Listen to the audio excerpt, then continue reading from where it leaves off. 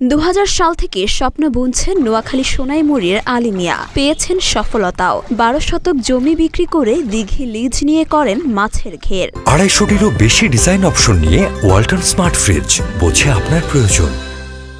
ধীরে ধীরে তা বড় হতে হতে 42 একরে তার আলী অ্যাগ্রো ফার্মের পথ চলা। মাছ, মুরগি, গরু ও হাঁসের ব্যবসা থেকে 5 ছেলে ও 2 মেয়েকে বড় করেছেন। তবে স্মরণকালের ভয়াবহ বন্যায় নিঃস্ব হয়ে গেছেন আলী মিয়া। বন্যায় ঘেরের 2 কোটি টাকার মাছ ভেসে গিয়ে তিনি এখন পাগল প্রায়। 2000 সাল থেকে শুরু করি, আস্তে আস্তে আমি অনেক বড় ব্যবসা শুরু করছি। এখানে আমি গরু খামার করছি, হাঁসের খামার করছি, ছাগলের খামার করছি। আমার এখানে এই লেবারে যে 12টা লোক সবসময় কাজ করতো। আমি এই প্রজেক্ট থেকে মাছ উড়াইলে আমার সমস্ত এলাকাবাসী আমার কাছ থেকে ফিরে যায় না মাছ বাদে। আমি 10 টাকা কম দিছে, বেড় দিছে, আমি সবার কাছে মাছ বিক্রি করছি এবং যে কোনো টাইমে মাছের শর্ট পড়ছে আমি বাজারে মাছ মার্কেটজাত করছি। আলী মিয়া সোনাইমুড়ি উপজেলার আমিরশাপাড়া গ্রামের সওদাগর বাড়ির আব্দুর রহমানের ছেলে। তিনি পার্শ্ববর্তী দেউটি ইউনিয়নের পালপাড়া 9 নম্বর ওয়ার্ডের ভাড়া জমিতে গড়ে তোলেন আলী অ্যাগ্রো ফার্ম। আসলে যখন বন্যাটা স্টার্ট হয়েছে, আমার এখানে প্রায় 3 কেজি 3.5 কেজি ওজনের অনেক মাছ ছিল।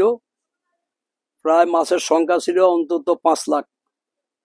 তো আমি দেখি যে আমার সব মাছগুলা বাসি যেতেছে, চলে যেতেছে।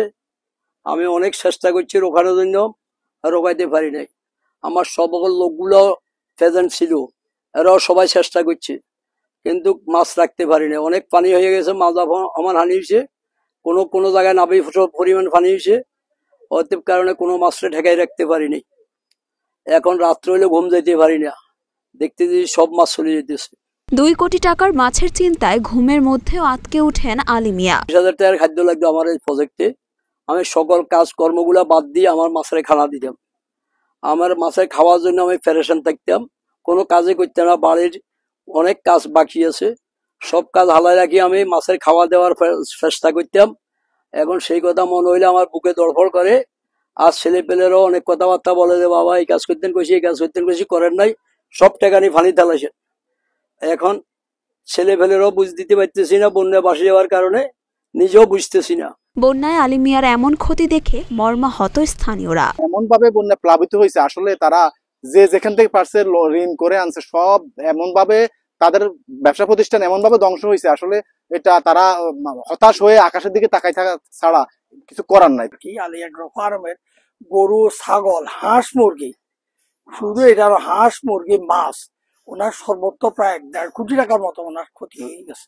বন্যায় নোয়াখালীর 8টি উপজেলা ও 7টি পৌরসভায় 85,379টি খামারের মাছ ভেসে গেছে। এতে ক্ষয়ক্ষতির পরিমাণ প্রায় 576 কোটি 50 লাখ টাকা। পানি নেমে যাওয়ার পর ক্ষয়ক্ষতির পরিমাণ আরও বাড়তে থাকে। এদিকে আলী মিয়া সহ ক্ষতিগ্রস্ত খামার ও কৃষকদের সহযোগিতা করার কথা জানালেন ইউএনও। বৃহত্তর নোয়াখালী এরকম বন্যার জন্য আসলে প্রস্তুত ছিল না। সেক্ষেত্রে আমাদের সোনাইমুড়ির মানুষও বন্যার জন্য প্রস্তুত ছিল না। হঠাৎ করে 2004-এর পরে প্রায় 20 বছর পরে এই বন্যাটা আসছে। তবে এবারে বন্যাটা এত ড্রাস্টিক আকারে আসছে যে সকল পর্যায়ে মানুষ ক্ষতিগ্রস্ত হয়েছে। আমার যত মৎস্য খামারি ছিল, যেরকম আলী মিয়া সহ আরো অনেক মৎস্য খামারি, তাদের মাছের প্রজেক্ট একেবারেই তাদের যে প্রস্তুতি নিবে যে তারা মাছটা রক্ষা করার জন্য, সেই সময়টাও তারা পায়নি। সকল মাছ ভেসে গিয়েছে, তার মধ্যে আলী মিয়া সহ আরো অনেকেই আছেন। তো আমার অনেক উদ্যোক্তাও আছেন।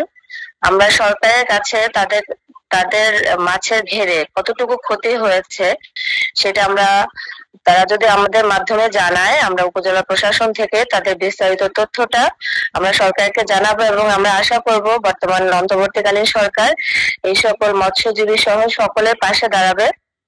নতুন করে উদ্যোক্তা তৈরি হবে যেন তারা আবার ঘুরে দাঁড়াতে পারে। আমি সরকারের কাছে বিনীত অনুরোধ করব আমার এই সকল পর্যায়ে খামারি, মৎস্য খামারি যারা আছে সকলের পাশে দাঁড়ানোর জন্য। সরকারি সব খামারিদের পাশে দাঁড়ালে এসব উদ্যোক্তা ঘুরে দাঁড়াতে পারবেন বলে জানান স্থানীয়রা।